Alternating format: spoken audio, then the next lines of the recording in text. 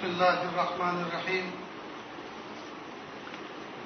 الحمد لله وكفى وسلام على عباده الذين اصطفى أما بعد أعوذ بالله من الشيطان الرجيم بسم الله الرحمن الرحيم ولولا فضل الله عليكم ورحمته ما زكى منكم من أحد أبدا ولكن الله يزكي من يشاء والله سميع عليم سبحان ربك رب العزة عما يصفون وسلام على المرسلين والحمد لله رب العالمين اللهم صل على سيدنا محمد وعلى آل سيدنا محمد وبارك وسلم اللهم صل على سيدنا محمد وعلى آل سيدنا محمد وبارك وسلم اللهم صل على سيدنا محمد وعلى آل سيدنا محمد وبارك وسلم.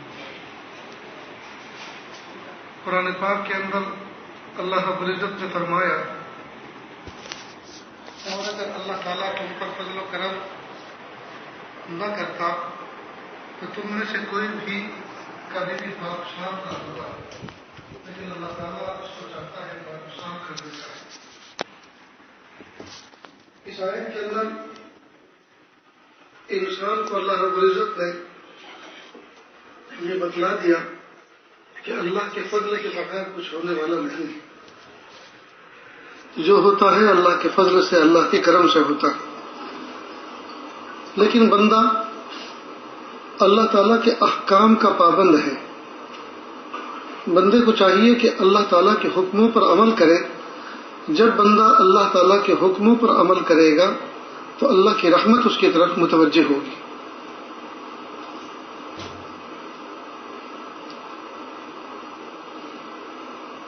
اللہ کا لاکھ لاکھ شکر احسان ہے کہ اللہ رب العزت نے ہماری زندگی میں ایک موقع رمضان مبارک کا ہمیں اور عطا فرمایا. رمضان کا روزوں کا مقصد یہ ہے تاکہ بندہ پرہیزگار بن جائے، احتیاط کے ساتھ زندگی گزارنے والا بن جائے، اللہ تعالیٰ سے ڈر ڈر کر دنیا میں زندگی بسر کرے. ڈرنے کا مطلب یہ نہیں ہے کہ اللہ تعالیٰ کوئی ظالم ہے، بحیثیت ظالم کے اللہ سے ڈرے، بلکہ اللہ کی عظمت، اللہ تعالیٰ کی عظمت کو پیش نظر رکھے کہ اللہ عظیم ہے، اللہ کریم ہے، مجھے ان کی نافرمانی نہیں کرنی.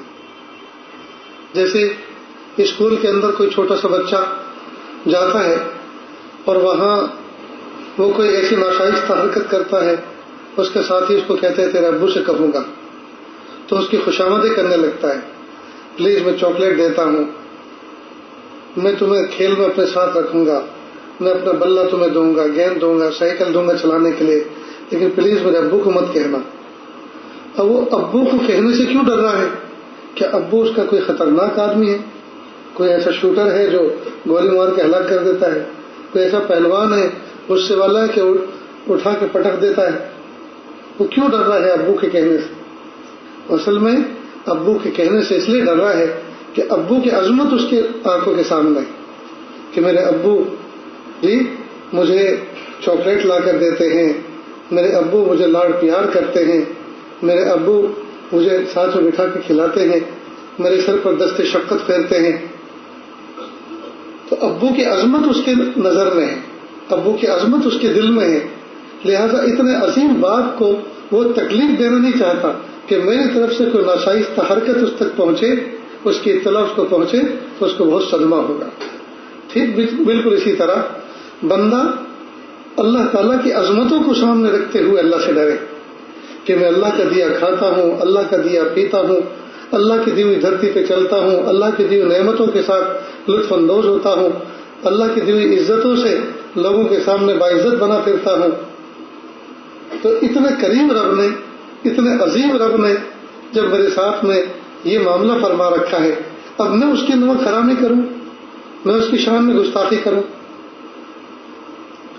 تو رمضان مبارک کا بنیادی مقصد یہ ہے کہ بندہ تقوی کے ساتھ زندگی گزارے، بندہ احتیاط کے ساتھ زندگی گزارے، تقوی کے ساتھ زندگی گزارے، پرہیزگاری کے ساتھ زندگی گزارے. اب یہ تو رمضان مبارک کا ایک مقصد ہوا. ویسے پوری زندگی مومن کو چاہیے کہ وہ تزکیے کے ساتھ اور اللہ تعالیٰ کی محبت و معرفت کے حصول کی نیت کے ساتھ اپنی زندگی بسر کرے. یہ پوری زندگی کا وظیفہ ہے مومن کا. اب یہ تزکیہ کیا چیز ہے؟ یہ بالفاظ دیگر دوسرے معنی میں تصوف و سلوک، یہ کیا چیز ہے؟ اس کو ذرا سمجھیں. محبوب صلی اللہ علیہ وسلم دنیا میں تشریف لائے. محبوب کی پیدائش کے مقصد میں یعلمہم الکتاب والحکمہ ویزکیہم، کہ بندوں کو وہ کتاب سکھائیں، حکمت سکھائیں اور ان کا تزکیہ کریں. یہ تزکیہ مستقل اہمیت کے ساتھ ذکر فرمایا. تو تزکیہ کسے کہتے ہیں؟ تزکیہ کہتے ہیں اصل میں باطن کی صفائی ستھرائی کو. ایک تو ہوتی ہے ظاہر کی صفائی ستھرائی، اس کو پاکی کہتے ہیں، اور تزکیہ باطن کی صفائی ستھرائی، اس کو کہتے ہیں تزکیہ. اب اس کا ایک پروسیجر ہے پورا. آپ اس کو یوں سمجھیں کہ اللہ پاک نے کچھ احکام بندے کے ظاہر سے متعلق فرمائے. تو انسان کے جسم سے متعلق کچھ احکام ہیں، اور وہ احکام دو طرح کے ہیں، اوامر پر مشتمل ہیں اور نواہی پر مشتمل ہیں. اوامر امر کی جمع ہے، یعنی اللہ تعالیٰ نے کچھ کام کرنے کے لیے کہا ہے اور کچھ کام نہ کرنے کے لیے کہا ہے. ٹھیک ہے. اب اوامر میں جیسے نماز کا پڑھنا، روزے کا رکھنا، زکوٰۃ کا دینا، حج کا کرنا، یہ اوامر. اور نواہی جھوٹ نہ بولنا، غیبت نہ کرنا، شراب نہ پینا، چوری نہ کرنا، یہ نواہی ہے. یہ انسان کے جسم کے ظاہر سے متعلق احکام ہیں. اور ان احکام کو سیکھ کر جس ضابطے میں کیا جاتا ہے اس کو فقہ کہتے ہیں. اس کو فقہ کہتے ہیں، اس کو شریعت کہتے ہیں. تو مسائل کا ظاہر، اس سے جن چیزوں سے بحث کی جاتی ہے اس کو فقہ ظاہر کہتے ہیں. فقہ ظاہر. اب کسی مفتی سے پتہ چلے گا کہ میں نے ظہر کی نماز میں آخری رکعت کے اندر میں بجائے سلام پھیرنے کے کھڑا ہو گیا، اب میں کیا کروں؟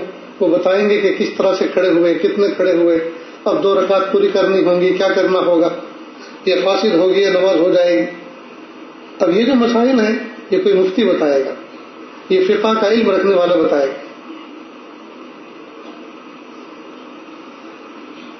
پھر یہی جو احکام ہے ان کا ایک باطن ہے. مثلا نماز ہے، نماز سے یہ چاہا جا رہا ہے کہ بندہ ذاکر بنے. اقیم الصلاۃ لذکری، آپ نماز قائم کرو میری یاد کے لیے. بندہ نماز تو پڑھ رہا ہے لیکن اللہ کی یاد ہی دل میں نہیں آ رہی. نماز پڑھتے پڑھتے زمانہ ہو گیا لیکن نماز میں ساری دنیا یاد آتی ہے، اللہ ہی یاد نہیں آتی. ساری دنیا کی پلاننگ تیار ہوتی ہے، ساری دنیا کا نظام بنتا ہے لیکن اللہ ہی کی یاد نہیں آتی. تو یہ کیوں نہیں آتی؟ یہ ایک باطنی معاملہ ہے، اس کو فقہ باطن کہتے ہیں. بس اسی کا نام تصوف و سلوک ہے. فقہ باطن کا نام تصوف و سلوک ہے. اس کے لیے جس شیخ سے رجوع کیا جائے، جس کے پاس بیٹھا جائے، جس سے سمجھا جائے، وہ زندگی پر غور کریں گے، اندر کے باطن کے کیل کانٹوں کو دور کریں گے جی، اور وہ کچھ باتیں بتائیں گے. ان باتوں پر عمل کرنے سے جو چیز اندر ایک موٹیویٹ ہوگی، تیار ہوگی، بس اسی کا نام تصوف و سلوک، اس کا نام تزکیہ. تو انسان کو کچھ ظاہری اعمال کرنا ہوتا ہے اور کچھ باطنی اعمال کرنا ہوتا ہے. باطنی اعمال ان کی بھی 2 قسمیں ہیں. ان کی 2 قسمیں، مثلا صبر. جب کوئی مصیبت آئے، تکلیف آئے تو بندہ واویلا نہ کرے، شکوہ شکایت نہ کرے، اللہ کے فیصلے پر جم جائے، اللہ کے فیصلے پر راضی رہے، میرے اللہ کی یہی مرضی تھی. اس کو کہتے ہیں صبر. صبر کا معنی ہم لوگ جو ہے بڑا عجیب سا لیتے ہیں. ہم چونکہ اردو سے دین سمجھتے ہیں نا جی، اردو سے سب سمجھ کر کرتے ہیں، تو اردو والا صبر نہیں ہے. اردو والا صبر یہ کہ کوئی آدمی تماچا مارے تو چپ چاپ رو کے بیٹھ جاؤ یا دوسرا گال اپنا پیش کر دو. اور عام طور پر یہی صبر سے مراد ہوتا ہے. کوئی آدمی کسی کو کوئی تکلیف دے رہا ہے جی تو کہتے بھائی صبر کرو صبر کرو. تو سامنے والا یہ سمجھتا ہے صبر کا معنی مار کھاتے رہو مار کھاتے رہو. یہ اردو والا صبر ہے. صبر کا تو بڑا عظیم مفہوم ہے. صبر کی کیفیت جس بندے کو مل جائے یہ تو دوسرا نام ہے اس کا رضا برقضا، اللہ کے فیصلے پر راضی رہنا کہ میرے پیارے اللہ نے حالات بھیجے، حادثہ بھیجا، تکلیف بھیجی. اللہ حاکم بھی اور حکیم بھی ہے. اللہ پاک نے جب یہ حالات بھیجے اس کا مطلب یہ کہ اللہ رب العزت جی مجھے ان حالات کے ذریعے سے کچھ دینا چاہتے. ان حالات کے ذریعے واویلا نہ کرے، شکوے نہ کرے، چپ خاموش رہے جی، اللہ کی تو متوجہ رہے، اللہ کی تو متوجہ رہے. تو صبر ایک باطنی کیفیت ہے. شکر یہ بھی ایک باطنی کیفیت ہے. نعمتوں پہ شکر کرنا، جب بھی اللہ تعالیٰ کی طرف سے کوئی نعمت ملی اس کا شکر کرنا. اسی طرح اللہ کی ذات پر بھروسہ کرنا، توکل. اسی طرح کوئی بھی عمل کرے اخلاص کے ساتھ کرے، اللہ ہی کے لیے کرے، اللہ ہی کے لیے کرے، اس کو کہتے ہیں اخلاص. اسی طرح بندہ تکبر نہ کرے، تواضع کے ساتھ رہے، جھکا جھکا رہے، اس کو کہتے ہیں اخلاق فاضلہ. یہ انسان کے باطن سے متعلق احکام ہیں. تو جس طرح سے اللہ پاک نے ظاہر میں احکام کرنے کا مکلف کیا ہے، نماز پڑھے، روزہ رکھے، حج کرے، زکوٰۃ دے، یہ انسان کی فزیکل کنڈیشن سے متعلق ہے، ظاہری حالت سے متعلق. اسی طرح نواہی ظاہری حالات سے متعلق ہے کہ جھوٹ نہ بولے، غیبت نہ کرے، شراب نہ پیے، چوری نہ کرے، ڈاکہ نہ ڈالے، یہ نواہی. ایسے ہی باطن سے متعلق کچھ عوامر ہیں، کچھ نواہی ہیں. باطن سے متعلق جو عوامر ہیں ان کو اخلاق فاضلہ کہتے ہیں، فضیلت والے اخلاق جو آپ کے سامنے پیش کیے گئے. صبر کرنا، شکر کرنا، توکل کرنا، اخلاص پیدا کرنا اور تواضع کے ساتھ زندگی گزارنا. اسی طرح یہ اخلاق فاضلہ ہے، اس کے مقابلے میں نواہی ہیں، ان کو اخلاق رذیلہ کہتے ہیں. مثلا تکبر، حسد، ریاکاری، بغض، یہ اندر کے کیل کاٹے ہیں، تو ان کو قابو میں کرنا. اچھا، کچھ رذائل اللہ پاک نے جو انسان کے اندر پیدا کیے ہیں اس کی فی نفسی ایک حکمت ہے. اللہ تعالیٰ حاکم ہے، اللہ حکیم ہے، اس کی حکمت ہے. تو سرے سے اس کا ختم ہونا اور سرے سے اس کا ازالہ مطلوب نہیں. مثال کے طور پہ غصہ، غضب، یہ ایک رذیلہ ہے، لیکن اگر سرے سے ختم ہو جائے تو بندہ یہ تو اپنے ایمان کی حفاظت نہیں کر سکے گا، اپنے جان مال عزت آبرو کی حفاظت نہیں کر سکے گا، شاعر اللہ کی حفاظت نہیں کر سکے گا. تو اس کا ہونا ضروری ہے، لیکن اتنا ہونا ضروری ہے جو انڈر کنٹرول ہو. سرے سے اس کا ختم کرنا یہ مطلوب نہیں. اسی طرح شہوت ایک رذیلہ ہے، شہوت کو سرے سے ختم کرنا یہ مطلوب نہیں ہے. اس لیے کہ اگر شہوت سرے سے ختم ہو گئی تو یہ نسل انسانی کی افزائش کیسے ہوگی، یہ سلسلہ کائنات کیسے چلے گا. تو شہوت کا ہونا ضروری ہے لیکن انڈر کنٹرول ہو، اس کا جائز استعمال ہو جی، وہ اس سے بے قابو نہ ہو، وہ اس سے زنا وجود میں لاتا نہ پھرے، اس کے ذریعے سے وہ بدامنی قائم کرتا نہ پھرے، اس کے ذریعے سے ظلم کرتا نہ پھرے. تو فی نفسی اس کا ہونا مطلوب ہے لیکن اس کو کنٹرول کرنا. تو جس محنت کے ذریعے سے، جس مجاہدے کے ذریعے سے ان کو قابو میں کیا جاتا ہے اسی کا نام ریاضت ہے، اسی کا نام تصوف و سلوک ہے، اسی کا نام تزکیہ ہے، اسی کا نام تزکیہ. تو تزکیہ کہتے ہیں اصل میں باطن کی صفائی کو، باطن کی صفائی کا نام تزکیہ ہے. اب ایک بہت بڑی غلطی سالکین سے، سالک کہتے ہیں چلنے والے کو، اللہ کی راہ میں محبت میں قدم بڑھانے والے کو سالک کہتے ہیں۔ ایک بہت بڑی غلطی یہ ہوتی ہے کہ کئی مرتبہ کسی شیخ کو وہ اختیار کرتا ہے کہ میں ان سے بیعت ہو جاؤں گا اور میں ان سے اپنی اصلاح لوں گا، میں اپنی اصلاح لوں گا، اپنے حالات کی خبر کروں گا اور یہ جو بتائیں گے اس پر میں عمل کروں گا۔ اب وہ بیعت تو ہو گیا لیکن رابطہ کوئی نہیں۔ کئی مرتبہ رابطے کا مطلب ہی غلط سمجھتے ہیں، یہ اس میں کمی کوتاہی کرتے ہیں۔ کئی مرتبہ جتنے بھی مشائخ، جتنے بزرگان دین ملتے ہیں سب سے بیعت ہو جاتے ہیں۔ ایک مرتبہ ایک صاحب میرے پاس آئے اور کہا میں اتنے سال سے فلاں شیخ سے بیعت ہوں لیکن میرے اندر ترقی نہیں ہو رہی، مجھے جو کچھ ملنا چاہیے وہ نہیں مل رہا۔ میں نے کہا کیا چاہتے ہیں آپ؟ یہ جو آپ درد لے کر میرے پاس آئے ہیں کہ میری ترقی نہیں ہو رہی، یہ ان کی صحبت کی برکت سے تو یہ احساس آپ کے اندر پیدا ہوا، تو یہ کوئی کم ترقی ہے کہ آپ کے دلوں میں یہ احساس پیدا ہو گیا کہ مجھے کسی سے بیعت ہونا ہے، یا آپ کے اندر یہ احساس پیدا ہو گیا کہ میری ترقی رکی ہوئی ہے، میری ترقی نہیں ہو رہی، یہی تو ترقی ہے۔ پھر ان سے پوچھا آپ نماز پڑھتے ہیں؟ جی پڑھتا ہوں۔ گناہ ہو جاتے ہیں، کمی کوتاہی ہو جاتی ہے؟ جی ہوتا ہے۔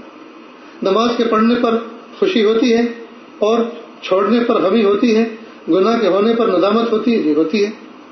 تو آپ کی گاڑی تو پٹری پر سیدھی چل رہی ہے۔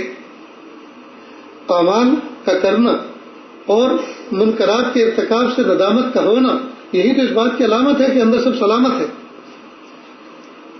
منکرات کے کرنے پر اگر احساس ندامت نہ ہو تو اس کا مطلب یہ ہے کہ اندر کا ضمیر مر چکا ہے اور معاملہ بہت آگے بڑھ چکا ہے۔ تو جب یہ چیز حاصل ہے تو یہی تو ان کی دعاؤں کی برکات ہے، یہی تو ان کے سلسلے کی برکت ہے جو آپ کو ملی ہوئی، اور آپ اس کو چھوڑ کر کسی اور کے یہاں جانا چاہ رہے ہیں۔ دوسری بات یہ کہ آپ ان کے پاس کتنی مرتبہ جاتے ہیں، تو ان کے پاس تو جانا نہیں ہوتا، تو وہ آپ کے پاس آئیں، پھر وہ آپ کے گھر آئیں، وہ آپ کے پاس آئیں۔ چلیے آپ ان سے بیعت توڑ کر، ان سے ہٹ کر آپ ہمارے سے جڑ جائیں یا کسی اور سے جڑ جائیں جس سے آپ کو لگ رہا ہے کہ یہاں نفع ہوگا۔ وہاں بھی اگر معاملہ آپ کا ایسے ہی رہا، ان سے بھی رابطہ نہ رکھا، ان کی باتوں اور ہدایتوں پہ عمل نہ کیا، پھر تیسرے کے پاس جائیں گے، اور پھر تیسرے کے پاس بھی ایسے ہوا تو چوتھے کے پاس جائیں گے، تو زندگی تو اسی میں گزر جائے گی۔ یہ بڑی کمی کوتاہی کی بات ہے۔ کم از کم اپنے شیخ تک کوئی میسج کر کے، کوئی روپا لکھ کر اتنا حال پہنچا دو، بس دعا فرمائے حال بہت خراب ہے، حال کے لیے دعا فرما دے، یہ بھی مت لکھو، بس حال کے لیے دعا کر دیجیے، حال کے لیے دعا کر دیجیے، بس اتنا کافی۔ اتنے جملے پر جو ان کی دعا ملے گی اس سے حال درست ہونا شروع ہوگا۔ اور اپنے اندر آدمی اپنے ضمیر کو بیدار رکھے، جو کرنے کے کام کہے ہیں وہ کرے، جن چیزوں سے بچنے کے لیے کہا ان سے بچے۔ بہت سے لوگ رابطے کا مطلب یہ سمجھتے ہیں کہ رابطے کا مطلب یہ ہے ہر وقت شیخ کی گود میں بیٹھے رہو، یا ہر وقت شیخ سے فون سے جڑے رہو، ہر وقت میسج کرتے رہو، اور ہر وقت میں سمجھتا ہے کہ میسج کا جواب نہ دے، اس کا مطلب یہ کہ شیخ کو مجھ سے تعلق نہیں۔ معاملہ الٹا ہے، اب تو شیخ کو دوش دیتے کہ اس کا مجھ سے تعلق نہیں۔ یہ غلط بات ہے، یہ بڑی زیادتی۔ مثال کے طور پہ آپ اتنے احباب بیٹھے ہوئے، اگر آپ روزانہ میسج کریں اور روزانہ یہ عاجز آپ کو جواب دے مثلاً، تو میں تو نہ نماز کا، نہ روزے کا، نہ تلاوت کا، نہ کسی کام کا، بس یہی کام ہے۔ بس جب ہدایت دے دی گئی ہے کہ اوامر پر عمل کرنا ہے، نواہی سے بچنا ہے، تو ہر آدمی کو خود ہی ایک نگراں دے دیا ہے۔ ضمیر کے اعتبار سے خود آدمی اپنا نگراں خود ہوتا ہے، اور رمضان مبارک میں یہی چیز تو سیکھی جاتی ہے کہ ہر آدمی اپنا نگراں بن جاتا ہے، پانی اندر پہنچنا نہ پائے، جی کھانا پینا اندر پہنچنا نہ پائے، فریج کے اندر حلال چیزیں کمائی ہوئی موجود ہیں، لیکن صبح سے شام تک کا بھی وقت جو وقت ہے جی اس میں گنجائش نہیں ہے، ابھی غروب آفتاب نہیں ہوا، لہذا مجھے باوجود یہ کہ فریج کے اندر مشروبات موجود ہیں، جوس موجود ہیں، فروٹ موجود ہیں، لیکن نہیں کھا سکتا، نہیں پی سکتا. کیوں؟ اس لیے کہ ابھی غروب آفتاب میں کچھ منٹ باقی. حالانکہ کوئی دیکھنے والا نہیں ہے، کوئی پکڑنے والا نہیں ہے، کوئی بدنام کرنے والا نہیں ہے. بھوک بھی شدت سے لگی ہوئی ہے، پیاس بھی زوروں کی لگی ہوئی ہے، اور کوئی معنی نہیں ہے. لیکن انسان اپنے اوپر نگراں بن جاتا ہے جی کہ نہیں، میرا اللہ تو دیکھ رہا ہے، میں نے اللہ کے لیے روزہ رکھا ہے، میرا رب تو مجھے دیکھ رہا ہے. بس یہ نگرانی جب شیخ سے بیعت ہو گئے، اصلاح کا تعلق قائم کر لیا، اور انہوں نے کچھ احکام بتا دیے کہ ان کو آپ کریں، پابندی کے ساتھ نماز کا اہتمام کریں، جو کچھ آپ کے ذمہ حقوق واجبہ باقی ہیں ان کی ترتیب بنائیں، ترتیب بنا کے پلاننگ کر کے ان کو ادا کریں. جو نمازیں آپ کی زندگی کی باقی ہیں، ہر روز ایک نماز کے ساتھ، اپنی موجودہ نماز کے ساتھ پچھلی نماز بھی قضا کر لیا کریں، اور اس کو ٹک مار کر لیا کریں، اس کا حساب رکھیں. کسی کا کچھ چھین رکھا ہے، لے رکھا ہے، دبا رکھا ہے تو اس کو ادا کر دیں. جی اب یہ ہدایت تو دے دیں. اب کرنے میں معنی کیا ہے؟ کرنے میں معنی کیا ہے؟ یاد رکھنا، راہبر صرف راہ دکھاتا ہے، راہ چلنا راہرو کا کام ہوتا ہے. راہبر صرف راہ دکھاتا ہے، باقی راہ چلنا، راستہ منقطع کرنا تو راہرو کا کام ہوتا ہے. کبھی بھی کوئی شیخ انگلی پکڑ کے لے کے جاتا، رہبری کرتا ہے. نماز آپ کو پڑھنی، جی نماز ہم سب کو پڑھنی، تلاوت و ذکر و اذکار ہمیں خود اپنے ذاتی کرنے. تو جو کام ہماری ذات سے متعلق ہے، جو ہمیں ہمارے کرنے سے متعلق ہے، وہ کریں. شیخ کے متعلق جو کام ہے اس کا کام ہے دعا کرنا، تڑپنا، اللہ کے حضور جی درخواست لگانا، وہ اپنا کام کر رہا ہے. اس لیے مرید کئی مرتبہ سو رہا ہوتا ہے اور شیخ اس کے لیے تہجد میں رو رہا ہوتا ہے. تو شیخ اپنا کام کر رہا ہے. کئی مرتبہ نفس و شیطان ہمیں اس میں بھٹکاتا ہے، کئی مرتبہ کئی لوگوں سے آدمی بیعت ہو جاتا ہے، اور حقیقت میں وہ کسی سے بھی بیعت نہیں ہوتا، وہ شیطان سے بیعت ہو جاتا ہے.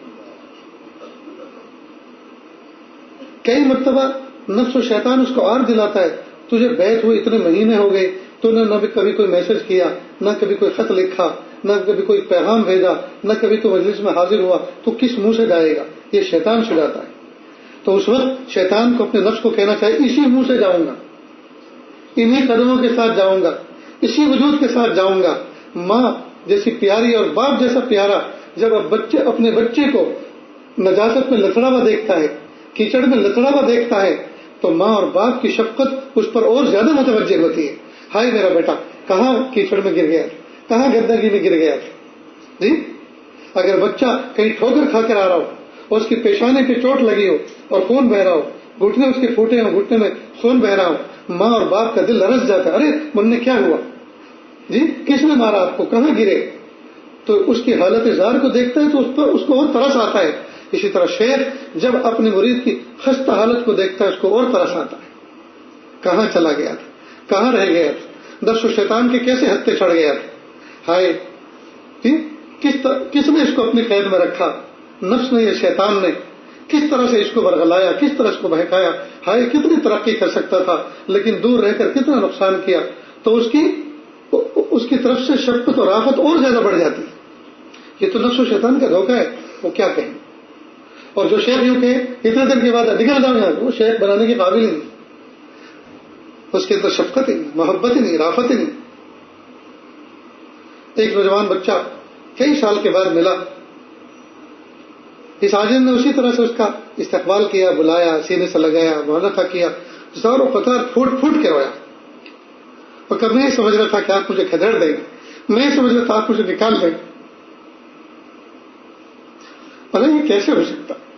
کوئی ماں باپ اپنے بچے کو جو اس کی حالت اظہار کو دیکھیں اس کو کھدیڑ سکتے ہیں، اس کو نکال سکتے ہیں، اس کو دفع دور کر سکتے ہیں؟ تو سینے سے لگاتے، سینے سے لگاتے.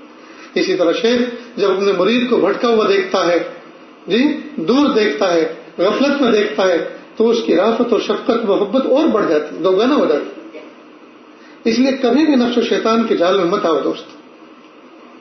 اور اگر ہمت نہیں ہو رہی تو لکھ کر بھیجو، کسی سے کہہ کر بھیجو کہ میرا حال بہت خراب ہے، میرے لیے دعا کر دیجیے، میں اس قابل ہو جاؤں کہ میں آپ کے پاس آ سکوں. اور اس سے پوچھو کہ میرے بارے میں کیا جملے فرمائے، مجھے کیا دعا دی، اور جب وہ واپس لوٹ کر آپ کو جواب دے گا تو اللہ کی ذات سے امید ہے اسی سے ہمت بن جائے گی، اسی سے ہمت بن جائے گی۔ تو ایک بہت بڑا دھوکہ موردین اس بارے میں کھا جاتے ہیں کہ ایک تو یہ کہ وہ رابطہ نہیں رکھتے، جو کچھ ہدایت دی ہے وہ کرتے نہیں ہیں۔ دیکھو ایک اچھی طرح اصول سمجھ لیں، جب رابطے میں کوتاہی ہو جائے اور دن بیت جائیں اور ملاقات نہ ہو اور غفلت تہ در تہ جم جائے، غفلت پہ غفلت، اعمال سے آدمی بالکل کوڑا ہو جائے، تو آپ غسل کریں، صاف ستھرے دھلے ہوئے کپڑے پہنیں، خوشبو لگائیں، 2 رکعت نماز صلاۃ التوبہ پڑھیں، جی اللہ تعالیٰ سے استغفار کریں اور عزم مصمم کریں، ارادہ کریں کہ پیارے اللہ آج کے بعد یا اللہ میں عزم و استقامت کے ساتھ آگے بڑھوں گا، اللہ آپ میری مدد فرمائیے، نئی سرے سے زندگی گزاریں۔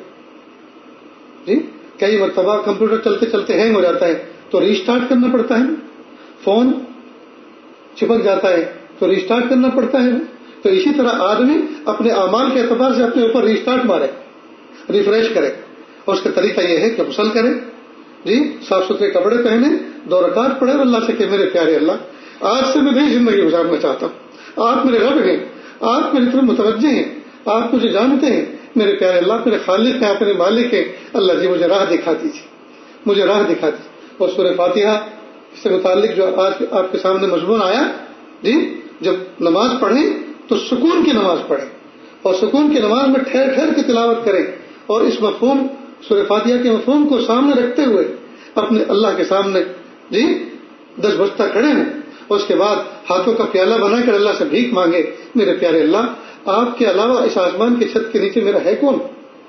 اللہ میں کس کے در پہ جاؤں؟ اللہ کس در پہ جا کے کھٹکھٹاؤں؟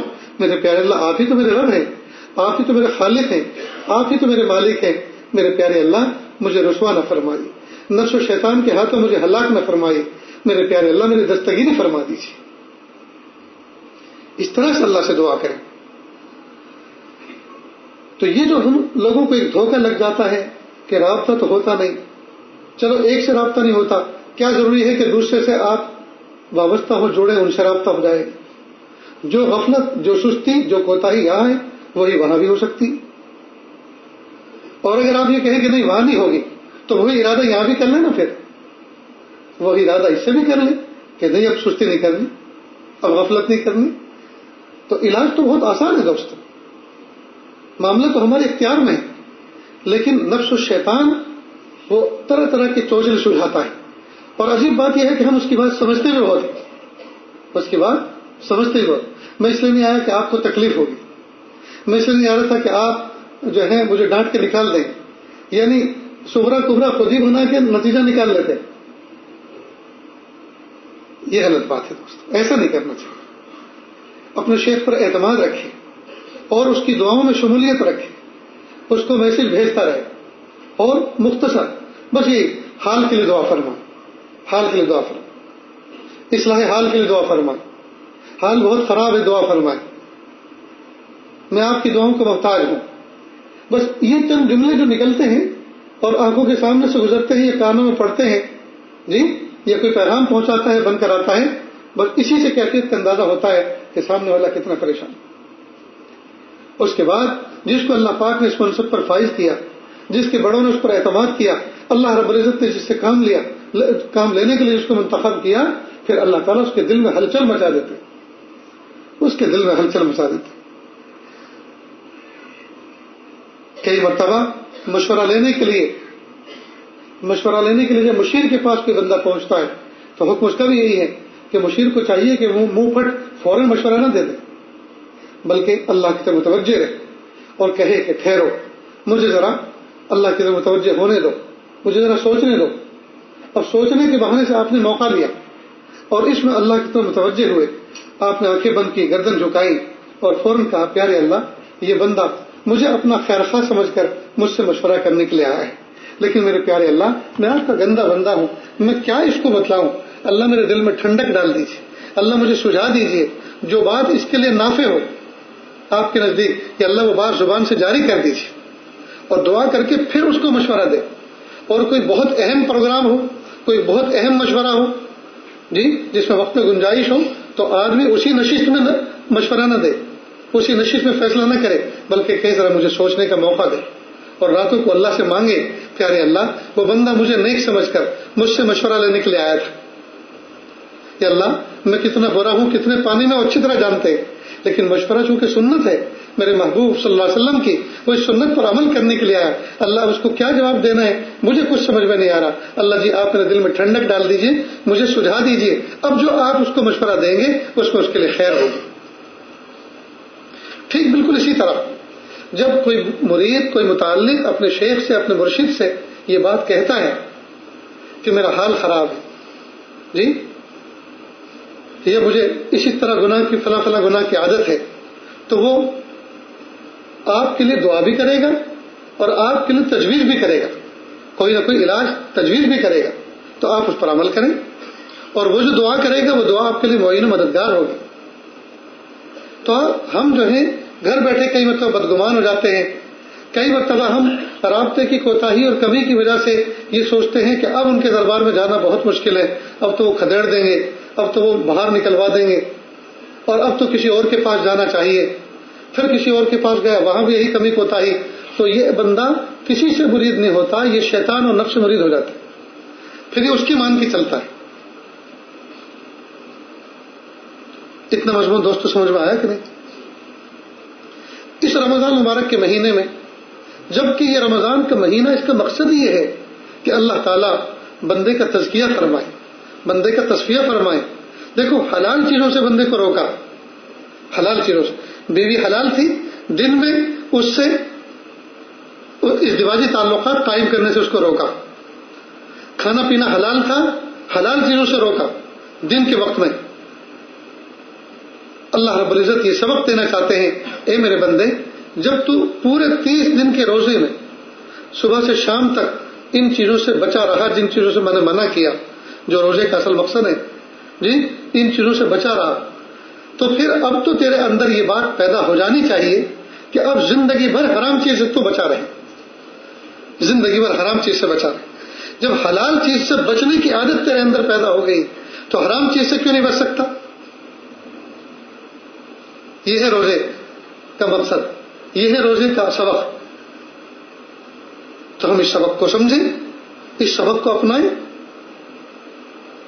نیز صرف کھانے پینے سے نہیں بچنا اور اسی طرح صرف ازدواجی تعلقات ہی سے نہیں بچنا، بلکہ کچھ اور بھی ہمیں اس میں مشق کرائی گئی ہے.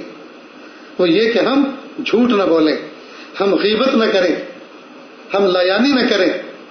ان تمام چیزوں سے بچیں. اگر کوئی کر رہا ہے تو اس کو روک دیں. اگر آپ روک نہیں سکتے تو محفل سے اٹھ کے چلے جائیں اور سامنے والے کو کہے میرا روزہ ہے. خود اپنے نفس میں، اپنے دل میں کہے کہ تیرا روزہ ہے تو یہ کیا کرنے بیٹھا ہوا ہے. تو آدمی بہت سارے رذائل سے بچے گا. بھئی جھوٹ بولنا، غیبت کرنا، لایانی کرنا، یہ تو رذائل ہے نا. تو ان تمام چیزوں سے اس کی حفاظت ہوگی. نیز روزے کے اندر صبر کی کیفیت پیدا ہوگی. روزہ تو سراپا صبر ہے. بھوک پیاس میں جم گیا نہیں، بھوک لگ رہی ہے، پیاس لگ رہی ہے، لیکن مجھے روزہ نہیں توڑنا، جمع ہوا ہے، اپنے آپ کو روکا ہوا ہے. اور پھر جب شام کو بندہ افطار کرتا ہے، ایک گھونٹ شربت کا پیتا ہے، ایک کھجور کھاتا ہے جی، دل کی گہرائیوں سے شکر کے جذبات بنتے ہیں. اللہم لک الحمد لک کا شکر. میرے پیارے اللہ کتنی پیاس لگ رہی تھی، کتنی بھوک لگ رہی تھی، ایک کھجور کھا کر، ایک شربت کا گھونٹ پانی پلا کر پیارے اللہ آپ نے پیاس کو بھی بجھا دیا اور بھوک کو بھی رفع کر دیا. میرے پیارے اللہ آپ کتنے کریم ہیں. اب نعمتوں پر اللہ کا تشکر کی کیفیت بن گئی جی. تو روزے میں صبر بھی ہے اور روزے میں شکر بھی ہے جی. روزے میں غیبت سے بچنا بھی ہے، روزے میں جھوٹ سے بچنا بھی ہے. تو رذائل کا بھی ازالہ ہو رہا ہے اور اخلاق فاضلہ بھی پیدا ہو رہے ہیں، ڈیولپ ہو رہے ہیں. تو یہ کتنا پیارا مہینہ ہے دوستو.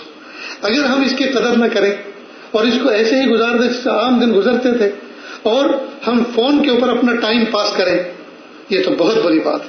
یہ تو بہت ہی بڑی بات، یہ تو انتہائی ناقدری، انتہائی ناقدری.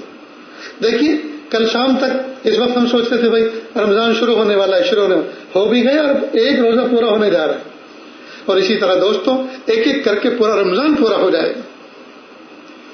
قابل مبارکباد ہیں وہ افراد جنہوں نے اپنا دن ذکر و اذکار میں گزارا، درود شریف پڑھنے میں گزارا، قرآن پاک کی تلاوت کرنے میں گزارا، اپنے محاسبے پہ گزارا، مراقبے پہ گزارا، محاسبے پہ گزارا، قابل مبارکباد ہیں۔ اور جنہوں نے اس میں کمی کوتاہی کی ان کو چاہیے کہ آئندہ وقت کے اندر اس کی تلافی کریں، آئندہ وقت کے اندر اس کی تلافی کریں، اور ہر آنے والے دن کو گزرے ہوئے دن سے بہتر بنانے کی کوشش کریں، ہر آنے والے دن کو، ہر آنے والے گھنٹے کو گزرے ہوئے دن سے گھنٹے سے بہتر بنانے کی کوشش کریں۔ پھر دیکھیے انشاءاللہ کیسا لطف آتا ہے، زندگی کا لطف بھی آئے گا، عبادت کا لطف بھی آئے گا۔ ہر آنے والی نماز کو گزری ہوئی نماز سے زیادہ بہتر انداز سے پڑھنے کی کوشش کریں گے نا دوستو انشاءاللہ۔ اللہ تعالیٰ کہنے سننے سے زیادہ عمل کی توفیق عطا فرمائے۔ کچھ حضرات بیت کے کلمات پڑھنا چاہتے تھے، یہ عاجز توبہ کے کلمات پڑھاتا ہے، سچے دل سے میرے پیچھے پیچھے ان کلمات کو دہرائیں۔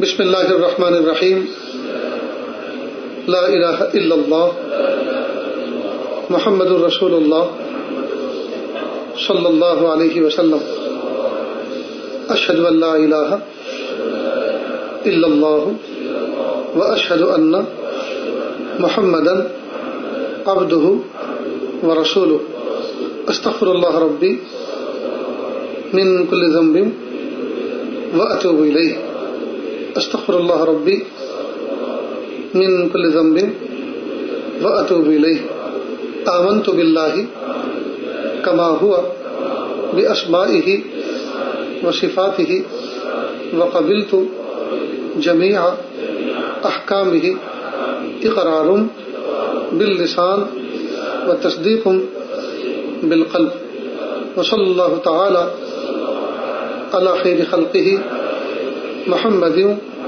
وعلی آلہ واصحابہ اجمعین برحمتک یا ارحم الراحمین۔ اللہ کے شکر یہ کلمات پڑھنے کے بعد توبہ طیب ہو گئے، اللہ تعالیٰ اس توبہ کو قبول فرمائیں۔ ہلکے پھلکے معمولات ہیں، ان کو اچھی طرح سمجھ لیں۔ ایک تسبیح استغفار کی، ایک درود شریف کی، اور ایک تیسرے کلمے کی صبح اور شام پڑھیں، صبح اور شام پڑھیں 2 وقت۔ قرآن پاک کی تلاوت ایک پارہ یومیہ پڑھیں، ایک پارہ ایک ہی نشست میں پڑھنا ضروری نہیں ہے، تھوڑا فجر کے بعد پڑھیں، تھوڑا ظہر کے بعد پڑھیں، تھوڑا عصر کے بعد پڑھیں، سونے سے پہلے پورا کر لیں۔ اس طرح سے مہینے میں ایک قرآن پاک ہوا کرے گا، سال میں 12 قرآن پاک ہوں گے۔ کتنی اچھی بات ہے کہ ہر روز ہمارے نامہ اعمال میں قرآن پاک کی تلاوت درج ہوگی۔ یہ قرآن پاک کا ہمارے اوپر حق ہے، تو کریں گے نا انشاءاللہ۔ اس کے علاوہ نمازوں کو اہتمام کے ساتھ، سنن و نوافل کے اہتمام کے ساتھ ادا کریں، ٹھیک۔ جو نماز زندگی کی باقی ہیں ان کا حساب لگا لیں اور ایک ڈائری میں لکھیں، اپنی موجودہ ہر روز اپنی موجودہ نماز کے ساتھ زندگی کی ایک قضا نماز بھی ادا کر کے ٹک کر لیں، اور جب نماز ادا کر لی تو پھر اس پر توبہ بھی کریں، کیونکہ نماز پڑھنے سے وہ جو لیٹ آپ نے پڑھی ہے وہ فریضہ تو ادا ہو گیا، لیکن لیٹ کرنے کا جو گناہ ہے وہ توبہ سے معاف ہوگا، استغفار کرنے توبہ سے معاف ہوگا، جی اس پر توبہ استغفار کریں۔ ایک بات، اس کے علاوہ جو حقوق ہمارے ذمے کسی کے باقی ہیں، مثال کے طور پر کسی کی کوئی چیز لے رکھی ہے، دینے کا نام نہیں، چھپا رکھی ہے، تو اس کو ادا کریں، یا کسی سے قرض لے رکھا ہے اس کا حساب رکھیں، اس کی ادا کرنے کی ترتیب بنائیں، پختہ نیت کریں، جی، اور جو کچھ اللہ پاک نے اسباب دیے ہیں اس میں سے اس کو مائنس کرنا شروع کریں۔ نیز اپنی ذات سے کسی کو تکلیف نہ پہنچائیں۔ یہ معاملات یاد رہیں گے، اللہ تعالیٰ عمل کی توفیق عطا فرمائے۔ اب تھوڑی سی دیر کے لیے دعا سے پہلے آنکھوں کو بند کر لیں، سر کو جھکا لیں، دنیا میں جو کچھ ہے اس سے ہٹ کٹ کے اللہ کی یاد میں ڈوب جائیں، نیت کریں اللہ کی رحمت آ رہی ہے، میرے دل میں سما رہی ہے، میرے دل سے گناہوں کی ظلمت و سیاہی دور ہو رہی ہے، میرا دل کہہ رہا ہے اللہ اللہ اللہ۔ جب انسان اپنی ظاہر کی آنکھوں کو بند کرتا ہے اور اپنے دل میں غور کرتا ہے اپنی ماضی کی گزری ہوئی زندگی پر غور و فکر کرتا ہے تو اپنی ماضی کی زندگی کی گندگی اس کو نظر آتی ہے۔ آج اللہ پاک نے موقع عطا فرمایا ہے، ہم ندامت کے آنسو بہا کر ان پر سچی توبہ کر کے اللہ سے معافی مانگیں۔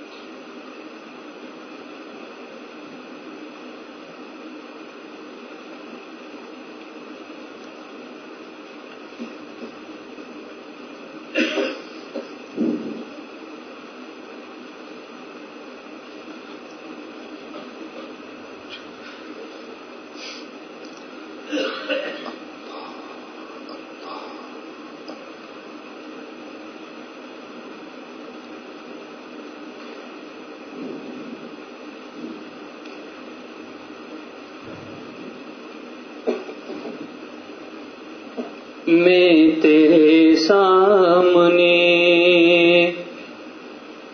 جھک رہا ہوں خدا،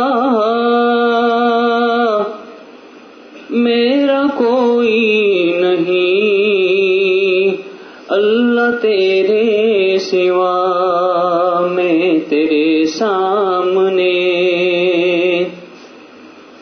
جھک رہا ہوں خدا،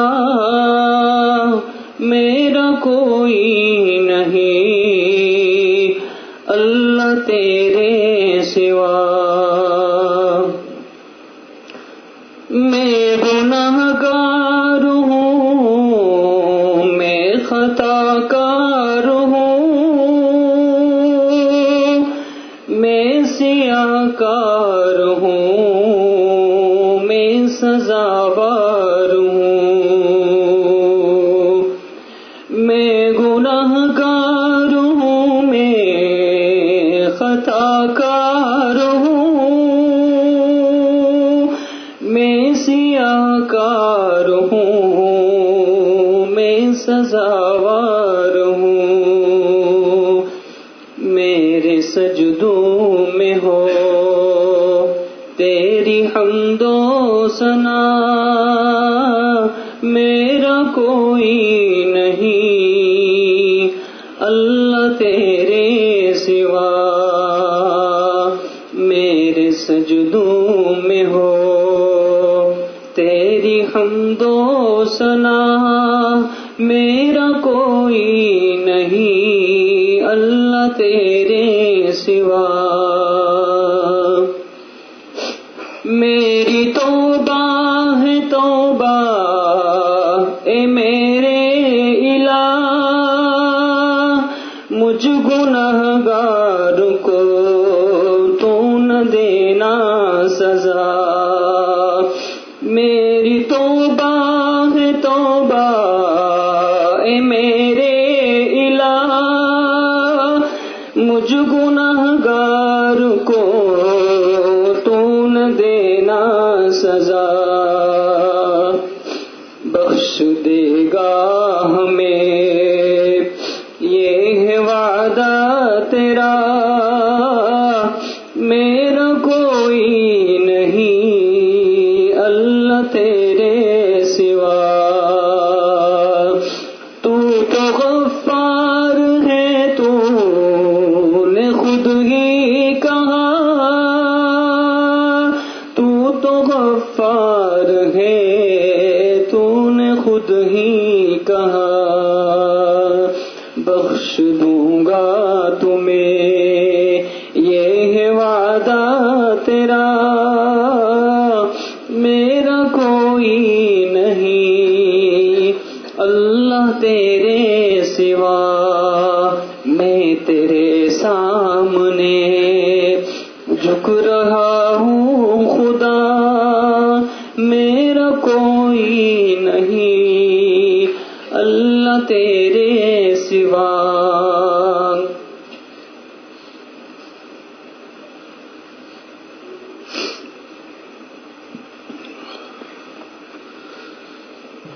لا الہ الا اللہ سبحان الملک الاعلی الوہاب. ہاتھ اٹھا لیجیے, دعا کر لیں.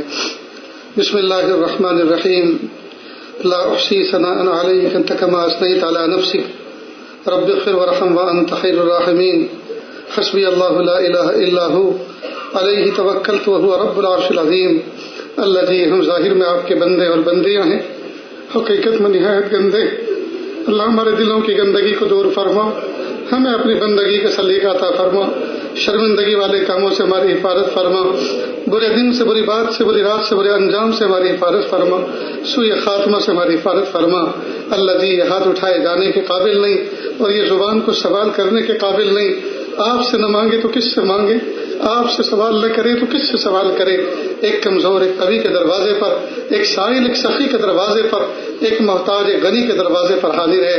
اللہ جی, آپ ہمیں معاف کر دیجیے, معاف کر دیجیے, معاف کر دیجیے, معاف کر دیجیے, معاف کر دیجیے. پیارے اللہ معاف کر دیجیے, پیارے اللہ معاف کر دیجیے. اللہ جمعہ کا مبارک دن ہے, اللہ ہم سب نہائے دھوئے بیٹھے ہیں. اللہ ظاہر کے میل کو تو مل مل کر ہم نے صابن کے ذریعے سے دور کر دیا. اللہ جی, باطن کی میل کو اللہ کس طرح دور کریں. اللہ باطن کے میل کو آپ دور فرما دیجیے, اللہ آپ دور فرما دیجیے, اللہ آپ دور فرما دیجیے. اللہ جی, آپ راضی ہو جائیے. اللہ جی, آپ راضی ہو جائیے. اللہ جی, آپ ایک محبت کی نظر سے دیکھ لیجیے. تیری ایک نظر کی بات ہے, میری زندگی کا سوال ہے, مجھے اپنی پستی کی شرم ہے, تیری رفتوں کا خیال ہے, اپنے دل کا میں کیا کروں اسے پھر بھی شوق وصال ہے. میرے پیارے اللہ, بس ایک نظر محبت کی ڈال دیجیے. اللہ بس ایک نظر محبت کی ڈال دیجیے. یا اللہ, یہ مہمان مشرق و مغرب سے چل کر آئے ہیں, شمال و جنوب سے, ملک بھر سے چل کر آئے ہیں. میرے پیارے اللہ, یہ آپ کی محبت میں چل کر آئے ہیں. یا اللہ, یہ محبت میں چل کر آئے ہیں. یا اللہ, یہ راہ وفا کے بنجارے ہیں. میرے پیارے اللہ, یہ اپنا بستر لے کر, یا اللہ اپنا بیگ لے کر, اپنے کپڑے لے کر کندھے پر, یا اللہ یہ چل پڑے تھے. راہ چلتے چلتے یا اللہ اس نہر کے کنارے انہوں نے پڑاؤ ڈال دیا ہے. اے میرے پیارے اللہ, اے میرے پیارے رب, اے میرے سونے رب, آپ کے گھر کا چوکھٹ پکڑ کے بیٹھے ہوئے. یا اللہ, آج کا پہلا روزہ ہے اور رحمت کا عشرہ ہے. میرے پیارے اللہ, ہم آپ سے آپ کی رحمت کا سوال کرتے ہیں. اللہ جی, دھو دیجیے. اللہ جی, ہمیں پاک کر دیجیے. کہ اللہ آج ہمیں پاک کر دیجیے. اللہ ہمارا تزکیہ فرما دیجیے. اللہ ہمارا تزکیہ فرما دیجیے. اللہ ہمارا تزکیہ فرما دیجیے. اللہ ہمارے باطن کو مصطفیٰ مزکہ مجلہ فرما دیجیے. کہ اللہ ہمارے باطن کو صاف ستھرا کر دیجیے. کہ اللہ ہمارے باطن میں کیل کاٹے ہیں. کہ اللہ ہم اپنے محسنوں کو برا سمجھتے ہیں. کہ اللہ ہم اپنے اساتذہ اور اپنے مربیوں کو برا سمجھتے ہیں. کہ اللہ ہمارے باطن کے اندر کیل کاٹے ہیں. کہ اللہ ہم کو دفع دور کر دیجیے. کہ اللہ جس نے ہمیں الف پڑھایا, کہ اللہ ہمارا بہت بڑا محسن ہے. کہ اللہ جس نے ہمیں با پڑھایا ہمارا بہت بڑا محسن ہے. کہ اللہ جس نے ہمیں فقہ حدیث پڑھائی وہ ہمارا بہت بڑا محسن ہے.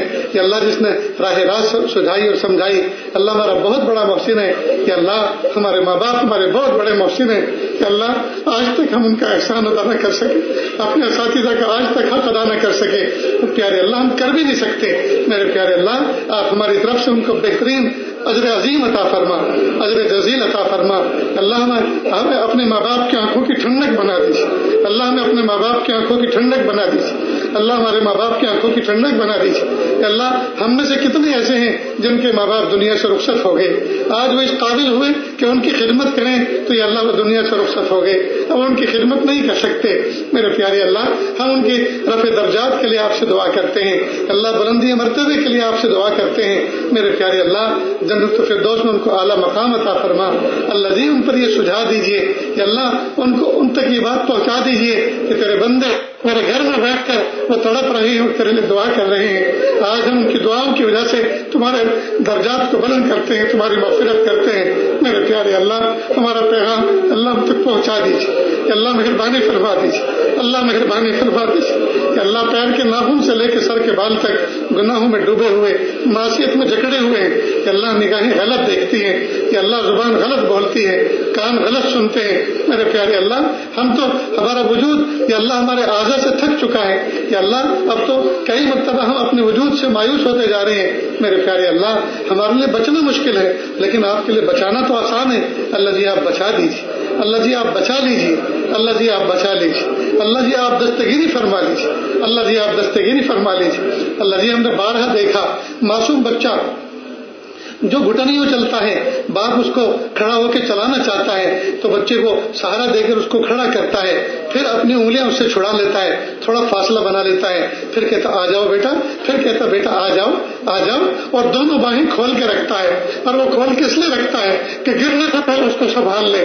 میرے پیارے رب، ہم آپ کی طرف آنا چاہتے ہیں، اللہ آپ کی طرف چل کر آنا چاہتے ہیں، اللہ جی گرنے سے بچا لیجیے، اللہ جی گرنے سے بچا لیجیے، اللہ جی گرنے سے بچا لیجیے، اللہ جی گرنے سے بچا لیجیے، اللہ جی گرنے سے بچا لیجیے، اللہ جی پھسلنے سے بچا لے، اللہ جی ہم کمزور ہیں، اللہ گر جائیں گے تو گھٹنے ٹوٹ جائیں گے، اللہ ہمارے آزاد شکست و ریت ہوتا ہے، میرے پیارے اللہ بچا لیجیے، اللہ ہمت دے دیجیے، اللہ قوت دے دیجیے، اللہ طاقت دے دیجیے، میرے پیارے اللہ بہت زمانہ ہو چکا، اللہ گناہ کرتے کرتے زمانہ گزر گیا، کہ اللہ چہرہ آئینے میں دیکھتے ہیں کہ اللہ داڑھی میں سفید بال پھیل چکے ہیں، کہ اللہ سب سفیدی سے بڑا اٹھا ہے، میرے پیارے رب اب نہیں پتا زندگی کے جو دن گزر گئے وہ زیادہ تھے یا جو بچے ہیں وہ زیادہ ہیں، اللہ جی لگتا تو یہی ہے، جو گزر گئے وہ زیادہ گزر گئے اور جو بچے ہیں وہ تھوڑے سے بچے ہیں، اللہ تھوڑے سے دنوں میں گزرے ہوئے دنوں کی تلافی بھی کرنی ہے، آگے کی تیاری بھی کرنی ہے، اللہ جی بہت مشکل ہے، بہت مشکل ہے پیارے اللہ،